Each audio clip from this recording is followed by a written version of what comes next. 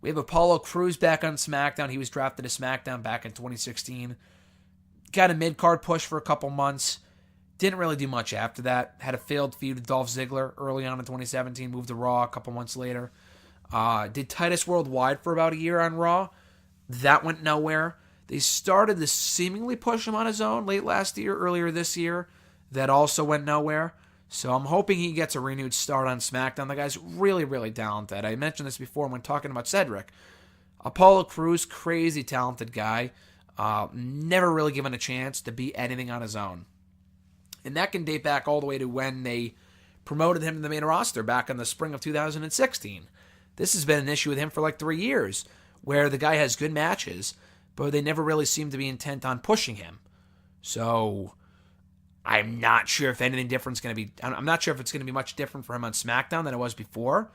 Doesn't hurt, but again, they've had him on SmackDown before, didn't do anything with him then, so what's different now? Chad Gable, you could say the same thing about. With Chad Gable, they have now broken him up from 3 different tag team partners. That to me says that, hey, we look at you as a perennial tag team guy, not as a single star, which could not be any farther from the truth. Chad Gable's a very talented dude. He can go in the ring. He's proven that in various matches with AJ Styles. He had a great match with Kurt Angle, or as good of a match as you could have with Kurt Angle at this stage of his career. Excuse me, about a month or so ago. But yeah, the guy's really, really good. And he's another dude that could really shine on his own if given the opportunity. But again, it's not like we haven't been in this position before. 2 years ago, he was teaming up with Jason Jordan. Jordan got moved to Raw.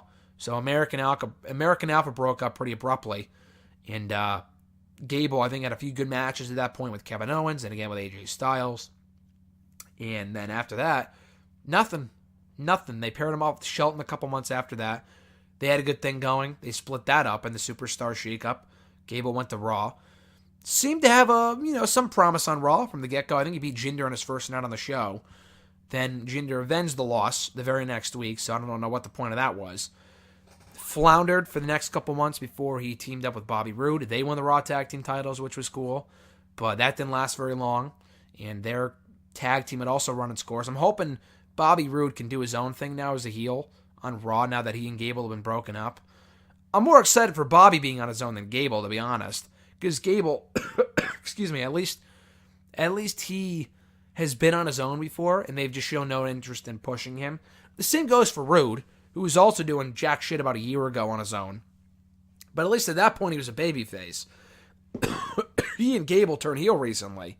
So maybe he continues being a heel, and he turns into a solid singles heel on the show. I would certainly hope so, because otherwise he's going to die a death on that brand. Chad Gable can be a real smart asset. He can be a real asset to that mid-card division on SmackDown. He and Balor could do some real cool things over that Intercontinental title if WWE wanted to go in that direction. So again, I'm not as optimistic about Gable being anything on his own just because they've been in this position before and didn't do anything with him then, a lot like Apollo Crews. So what's different now? I guess we'll see. But I do like him being on SmackDown, though.